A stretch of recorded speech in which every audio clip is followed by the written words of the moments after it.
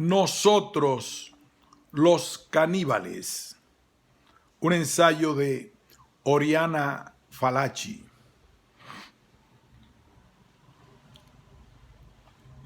No, no me gusta este referéndum en el que los mecenados del doctor Frankenstein votarán por simple partidismo político o miopía moral. Es decir, sin razonar con su propia cabeza, sin escuchar a la propia conciencia e incluso sin conocer el significado de las palabras células, madres, ovocito, blastocito, heterólogo, clonación y ciertamente sin preguntarse o sin entender qué hay detrás de la ofensiva en pro de la libertad ilimitada de la investigación científica. De hecho, el 12 de junio no utilizaré mi derecho al voto y con todo el corazón deseo que la ofensiva fracase estrepitosamente.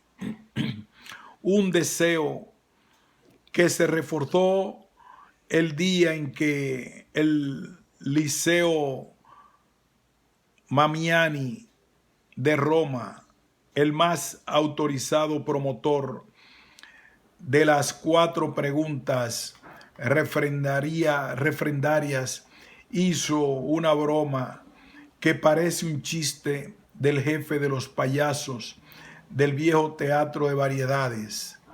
Si el embrión es vida, masturbarse es un suicidio.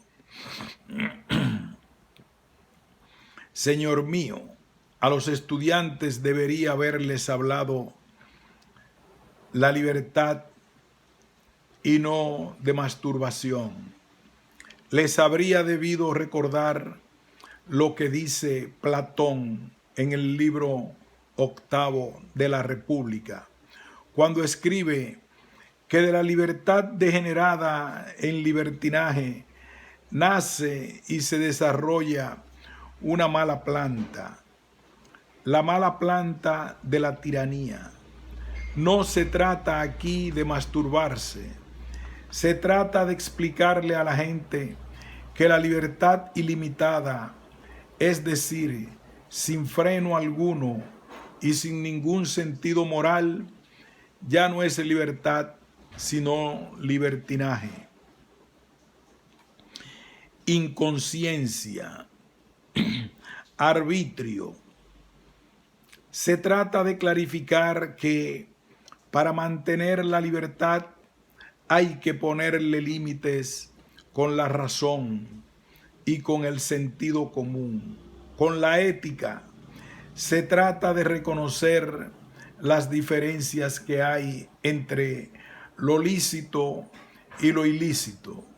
No me gusta este referéndum porque aparte del astuto chantaje con el que la llamada clonación terapéutica justifica sus perversidades, es decir, promete curar enfermedades, amén del obvio cuento de siempre, que con ese chantaje se llena los bolsillos.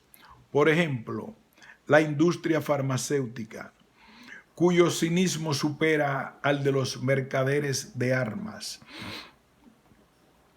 Detrás de este referéndum hay, además, un proyecto o incluso un objetivo inaceptable y terrible.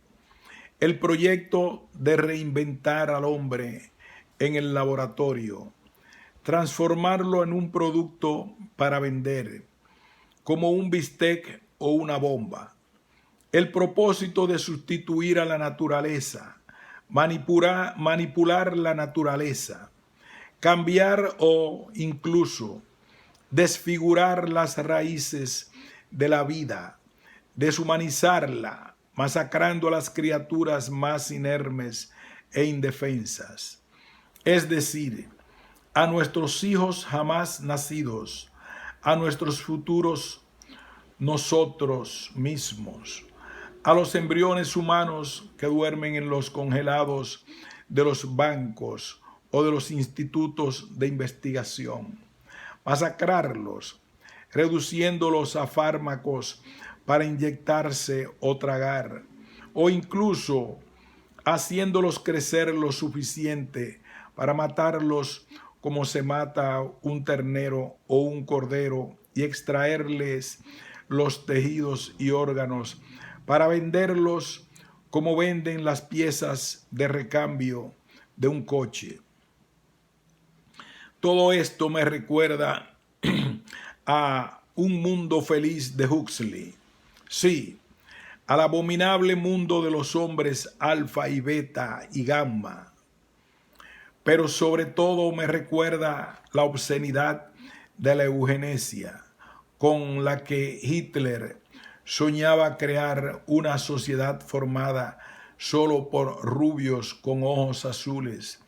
Me recuerda a los campos de Auschwitz y de Mauthausen, de Dachau y de Birkenau, donde para apresurar la producción de la raza aria, intensificando los partos gemelares de las rubias con ojos azules, el doctor Mengele hacía experimentos con los gemelos, gracias a la ilimitada libertad de investigación que le había concedido Hitler.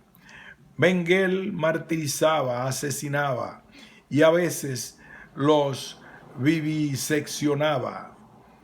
Por lo tanto, ojo con los cuentos y con las hipocresías. Los Frankenstein. Si en lugar de Birkenau, Dachau, etc., ponemos los institutos de investigación gestionados por la democracia, si en vez de gemelos viviseccionados por Mengele, ponemos los embriones humanos que duermen en los congeladores, el discurso no cambia. No en vano, cuando hace 8 años los ingleses crearon la oveja Dolly, en vez de saltar de gozo, me recorrió un estremecimiento de horror y dije: estamos acabados. Vamos a una sociedad hecha de clones. Volvemos al nazismo. Frankenstein y sus mecenados, juristas, periodistas, editorialistas, actrices, filósofos, grillos cantarines, miembros de la Academia del Liceo, políticos en busca de votos, médicos en busca de gloria, no hecha de clones, volvemos al nazismo. Cuando centro el discurso sobre Hitler y sobre el nazismo o sobre Mengele, se hacen los ofendidos e incluso los escandalizados, parlotean de prejuicios y protestan por la ilegítima comparación. Y después, en el más puro estilo bolchevique, te ponen en la picota, te llaman tonto, me apilas, siervo del Papa y del cardenal Ruini, mercenario de la Iglesia católica. Te rechazan con palabras como retrógrado, oscurantista, reaccionario, y dándoselas de neoiluministas, de progresistas, de vanguardistas, te echan en cara las acostumbradas banalidades. Repiten que no se le puede poner calzones cortos a la ciencia, que el saber no puede tener freno, que el progreso no puede detenerse, que los hechos son más fuertes que las razones y que el mundo camina hacia adelante a pesar de los obstusos, como tú, como yo. Con estúpido sosiego declaran que el embrión no es un ser humano, es una simple propuesta de ser humano o de ser vivo, un simple conjunto de células que no piensan.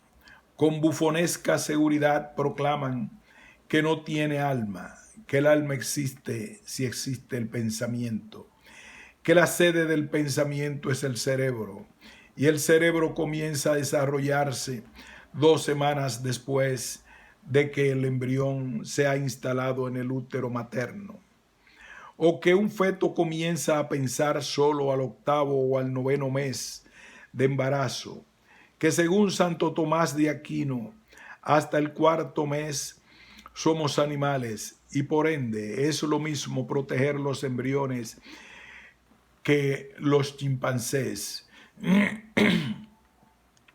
Es inútil objetar que Santo Tomás de Aquino vivió en el 1200 y que de genética entendía lo mismo que yo de ciclismo. Inútil replicar que para patarse tras el silogismo cerebro, pensamiento, alma, igual humano, es una estupidez, una ofensa a la lógica. También los animales tienen cerebro, por favor. También los animales piensan.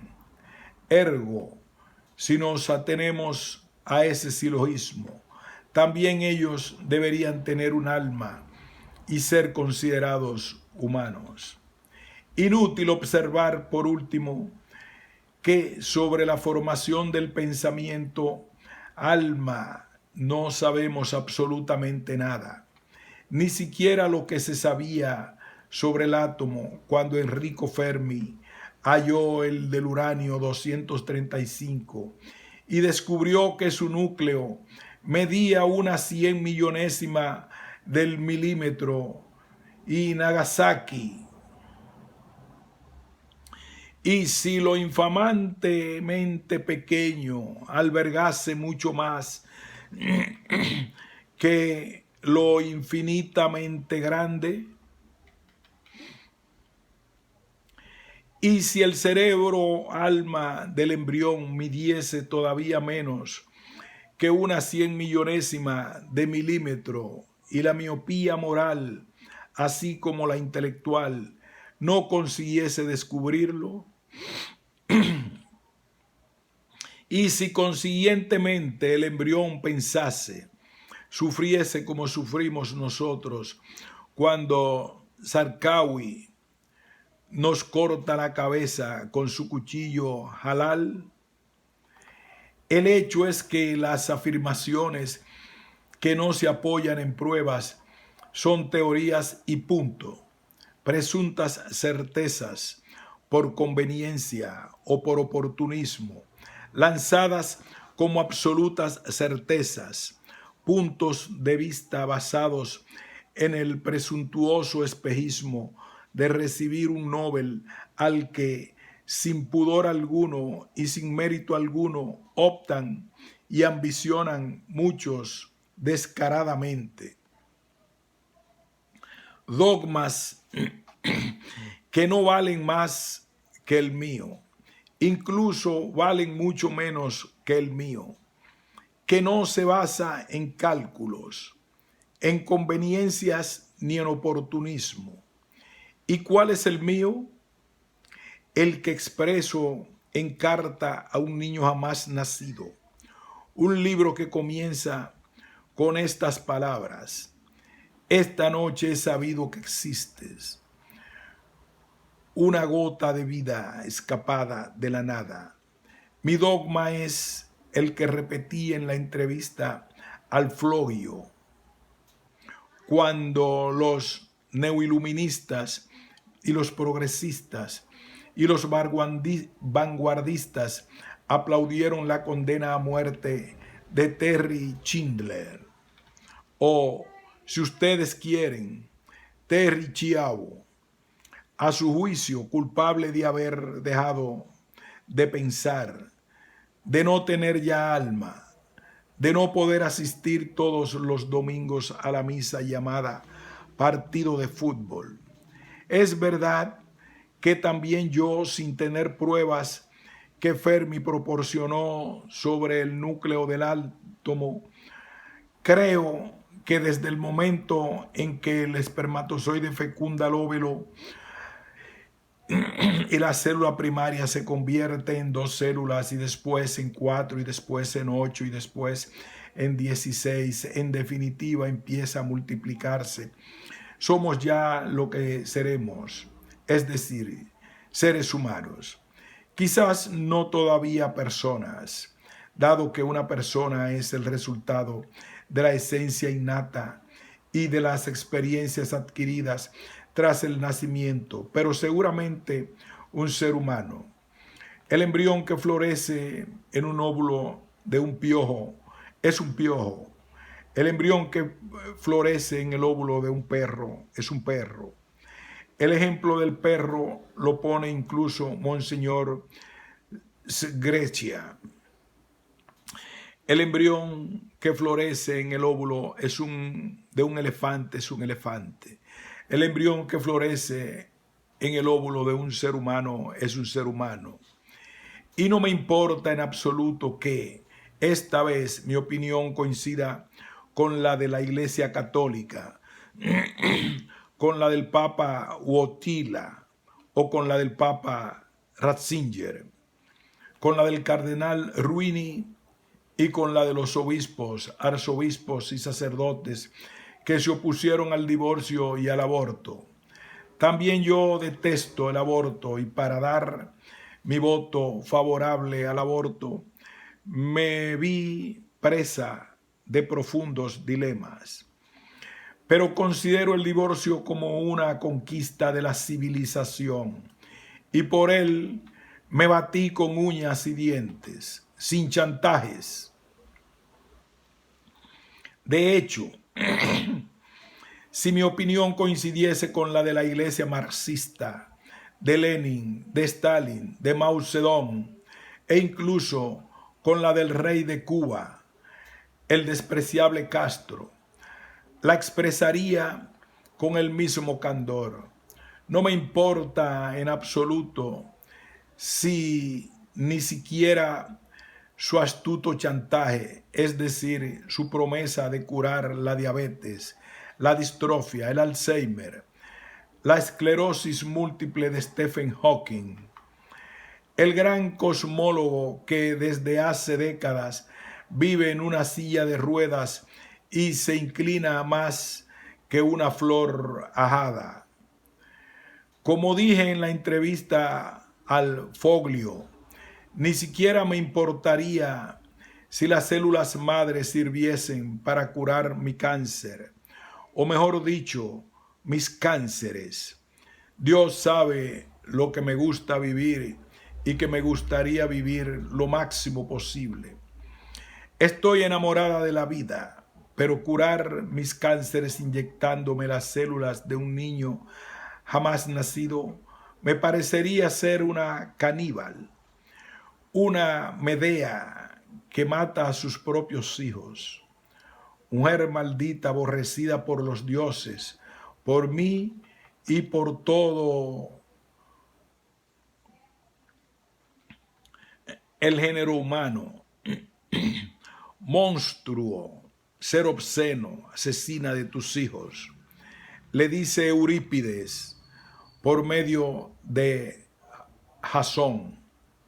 Y todavía me importa menos el hecho de que los Frankensteins y sus mecenados me expongan al escarnio público con sus acusaciones de retrógrada, oscurantista, reaccionaria, estúpida, meapilas, sierva del Vaticano. Y es que a ellos no vale la pena explicarles por qué una atea, a pesar de ser cristiana, no puede ser estúpida, no puede ser meapilas, etc. ¿O por qué una laica que siempre se batió por la justicia y la libertad no puede ser retrógrada, oscurantista o reaccionaria? Y añado, realmente no hay límites para la incoherencia de los cambiachaquetas. Hace unos años, los ahora partidarios del canibalismo gritaban que era cruel sacrificar a los animales en los laboratorios. Y estoy de acuerdo con ellos. He visto cosas atroces en los laboratorios. Una vez en Nueva York vi quitarle el corazón a una perrita, sustituirlo por el corazón de un cerdito y después colocarlo ante las narices de la pobre criatura para ver si lo reconocía. Ella lo reconoció y se puso a gemir desesperadamente. Otra vez, en Chicago, vi quitar el cerebro de un pequeño mono. El mono estaba vivo, dado que el cerebro tenía que permanecer vivo. Se llamaba Libby, y mientras lo ataban a la mesa de operaciones, me miraba fijamente con sus ojos, como si pidiese ayuda. De hecho, me avergoncé, vomité, y el Frankenstein de turno, un prestigioso investigador, me preguntó sorprendido, ¿why? ¿Por qué? La creía menos melindrosa. Les Skiamich. Libby no tenía alma. Se quejaban también de los ratones utilizados para experimentar los fármacos.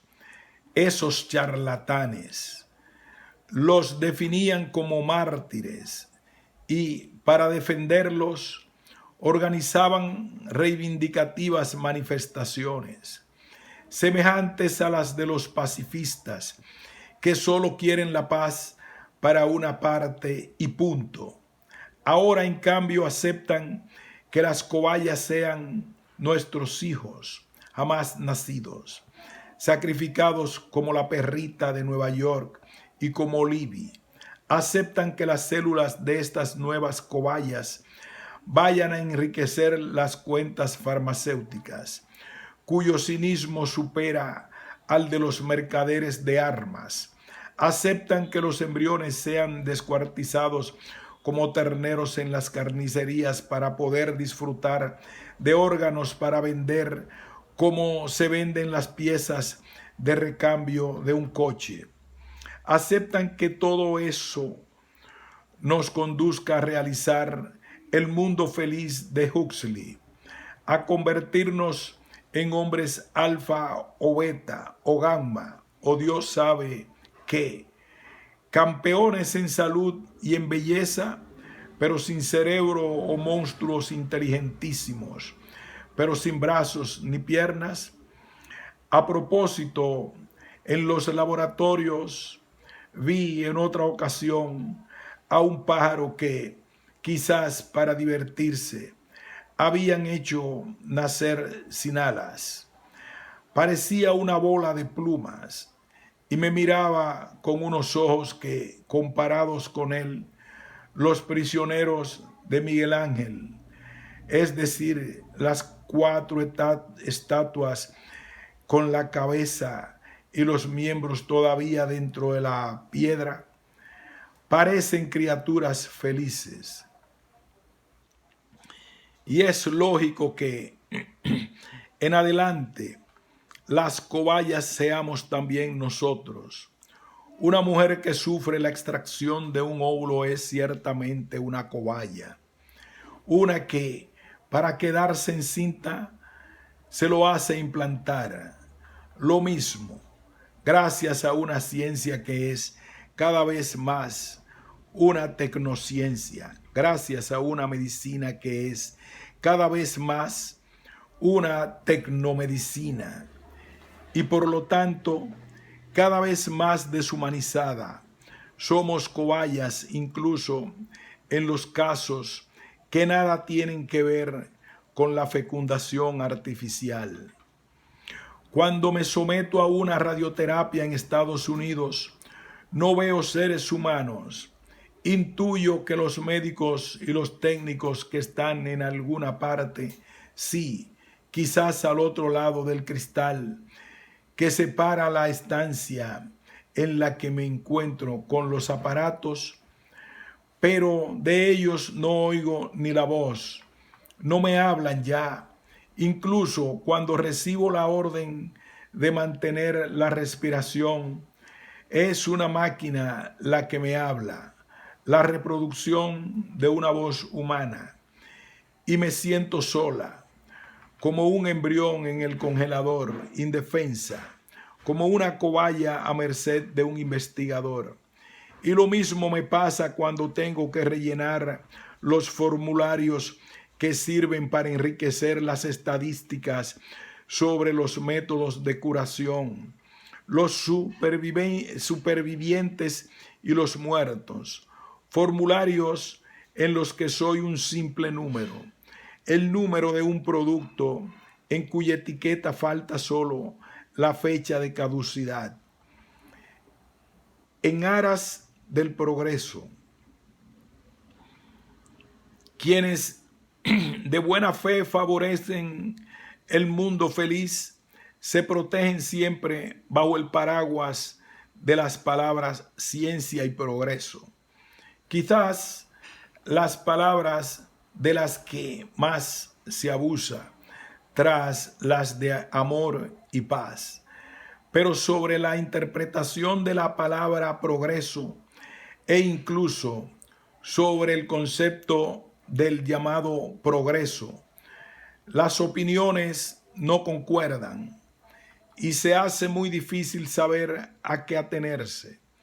Para Giordano Bruno era la astronomía copernicana, para Voltaire el refinamiento de las artes y de las costumbres, para Kant el derecho que sustituye a la fuerza, para Darwin la evolución biológica, para Marx el hundimiento del sistema capitalista, para mis tatarabuelos el telégrafo, el tren, el barco de vapor, la iluminación con gas o la monarquía constitucional. Para mis bisabuelos, la luz eléctrica, el termómetro, la vacuna de Pasteur, el radio de Madame Curie o la democracia sin sufragio universal. Para mis abuelos, el coche, el avión, el teléfono, la radio de Marconi, la penicilina o el sufragio universal sin el voto de las mujeres. Para mis padres, el voto de las mujeres, el aire acondicionado, los lavavajillas, la televisión, las motos o la república. Para mi mundo, los trasplantes de órganos, las naves espaciales, los viajes a la Luna y a Marte, los malditos ordenadores, los malditos teléfonos móviles y el maldito Internet con los que puedo calumniar a quien quiera y robar el trabajo de otro sin terminar en la cárcel. A pesar de los alabadísimos derechos humanos que no incluyen los de los que, como yo, van a contracorriente, ni los derechos humanos de los niños, derechos violados con el lavado de cerebro en la escuela